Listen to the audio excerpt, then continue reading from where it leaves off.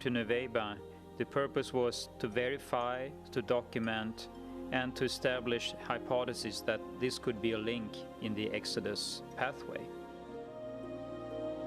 Based on his analysis of documentary evidence, Leonard Moeller had long suspected the Aqaba coast as the probable location of the Red Sea crossing.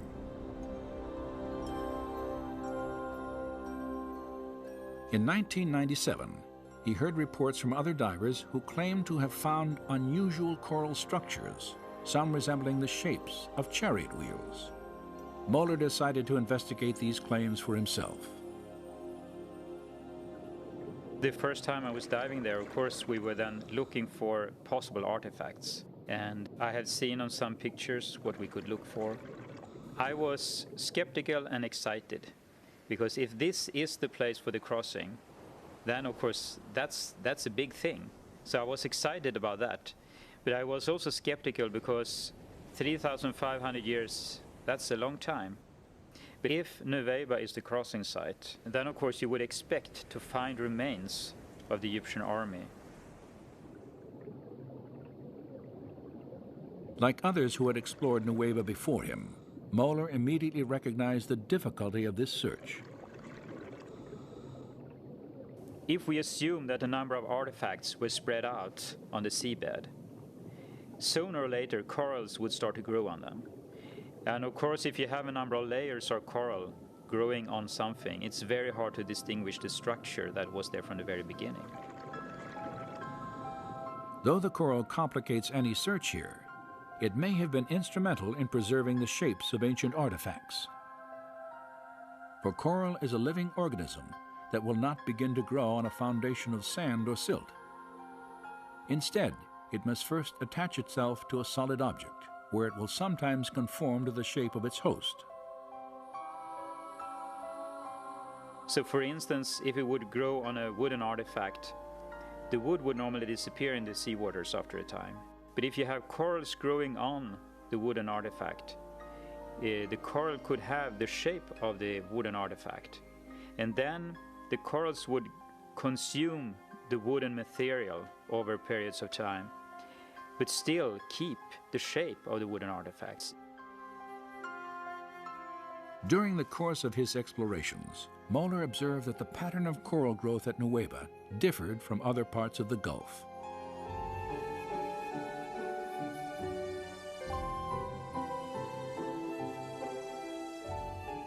Unlike the coral at the northern and southern ends of Aqaba, which often forms large, dense reefs, some covering many acres, the formations at Nuweiba Beach are generally smaller and scattered randomly across the sea floor.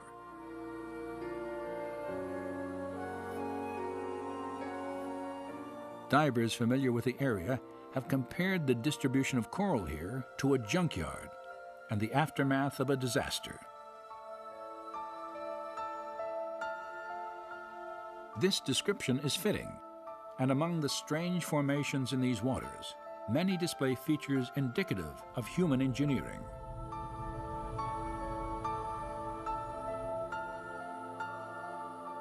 When we dive and when we film at the Nuweiba location, we look for certain structures, and you try to look for 90-degree angles or circular objects, wheel-like structures. So that is what you scan for, so to speak, when you dive.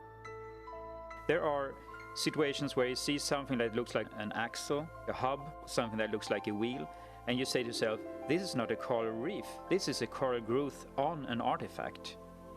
And that is what's different to me when I compare corals at other locations around the world.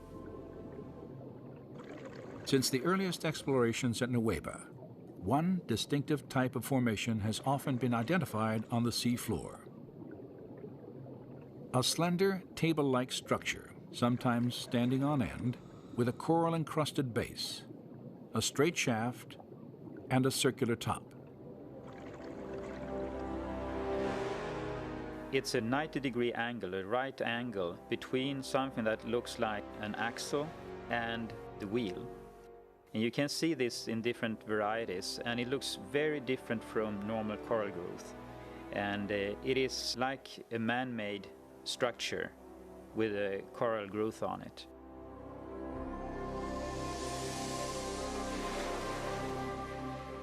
While most of the possible artifacts found off the coast of Nueva are covered with coral, one significant discovery was not.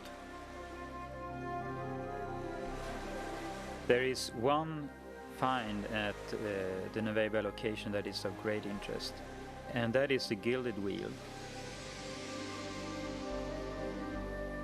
It is a wooden basic structure of the wheel and is covered with gold, or electrum. It's a mixture of silver and gold, and corals have not been able to grow on it. It's been very well preserved. Although it's very fragile, it seems like the wooden content has been dissolved. So I mean, you could break it if you would try to remove it. After its discovery, the fragile wheel-shaped veneer was photographed, then left in place on the sea floor. Later analysis revealed that its dimensions and design resembled four-spoke chariot wheels painted on an 18th dynasty tomb wall near the biblical date of the Exodus.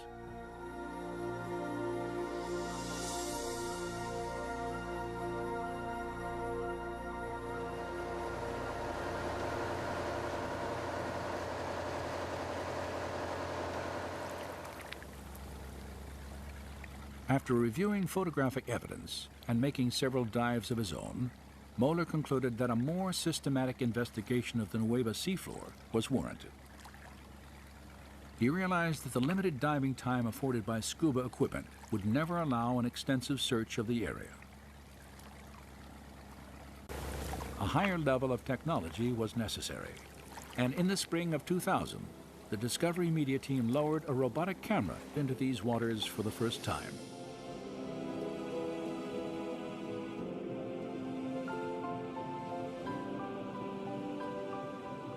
This has never been done. No one have been in the area at all with a remote control camera.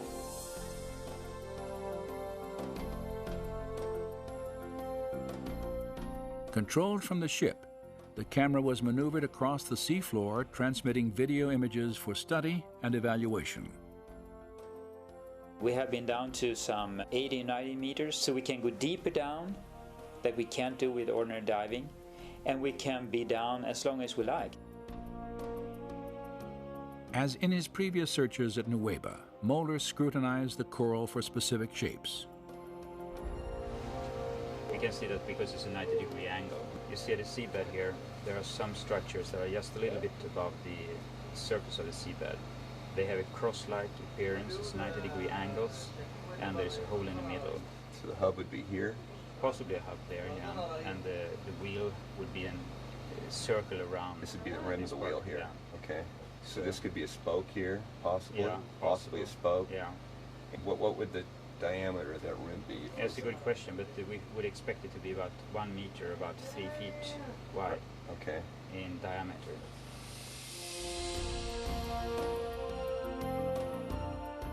The robotic camera's survey revealed many shapes and objects familiar to Moeller, including coral formations with right angles, arches, discs, and straight shafts fused into larger masses that had the appearance of twisted wreckage. Now, when we have been able to go back and forth with the remote control camera, we can repeatedly see that these strange structures we are looking for are there. Not at one place, but you see them again and again and again. And this could be the outer rim of a wheel going around like The that. abundance of these unusual coral structures was even more apparent when tapes of the expedition were carefully scrutinized during the months following the search at Nueva. Perhaps have a wheel here, standing on the seabed. When you sit and look at these films that has been taken by the remote camera, you see all these strange artifacts or coral growth on some artifacts or structures that appear repeatedly, time after time, at different locations at this spot. And you can sit there and think, well, what is this? This doesn't look like normal coral growth. And it is amazing to see that so many things and such large areas down there that are like a man-made structure.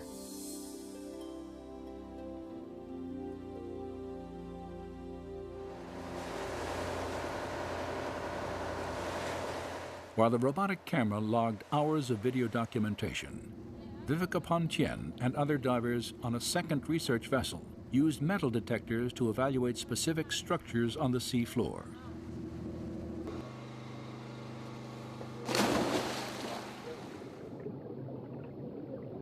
Pontien and her colleagues realized that the wheels of many Egyptian chariots were often reinforced with bronze.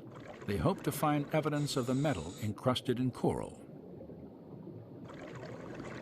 A scan of this formation indicated a circular metallic pattern around its edge, perhaps evidence of the broken rim of a chariot wheel. Other coral formations examined also contained fragments of metal.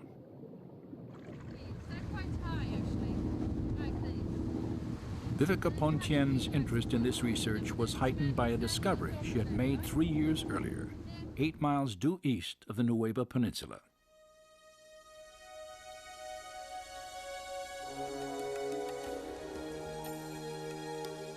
During her stay in Saudi Arabia, Pontien not only searched for Mount Sinai, she also made several dives in an attempt to document evidence of the Egyptian army on the Saudi side of the Gulf. And the Bible tells that Israel saw the Egyptians lying dead on the shore after they came across. So I figured there must be some stuff on the Saudi side. At one spot there is like a very shallow sort of land tongue going out in a straight angle towards Nueva. You could tell it by the shift of the color of the water. You could see how it was turquoise far out, you know. So I thought this would be interesting for exploration, so we did some dives near to that.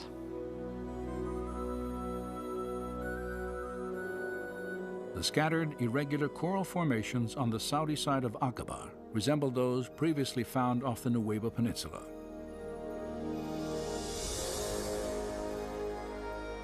In the midst of them, Pontien photographed this circular object attached to what appears to have been a broken axle or hub. This discovery was significant for 2 reasons. Pontien had documented the coral-encrusted form of a wheel with dimensions similar to ancient Egyptian artifacts directly across from the proposed Nueva crossing site. Her find also provided independent confirmation of earlier evidence establishing wheel-like formations on both coasts of the Red Sea, in accordance with descriptions in the biblical record. And the Lord looked down on the Egyptian army, and he made the wheels of their chariots come off.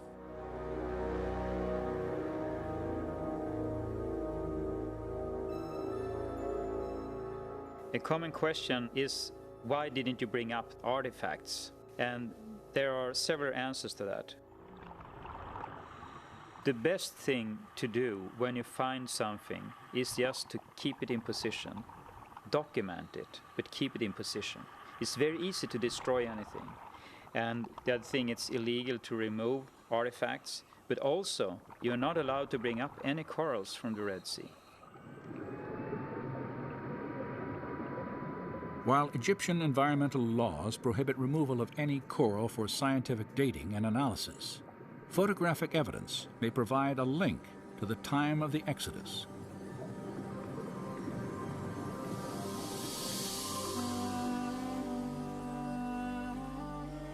Scholars have recognized that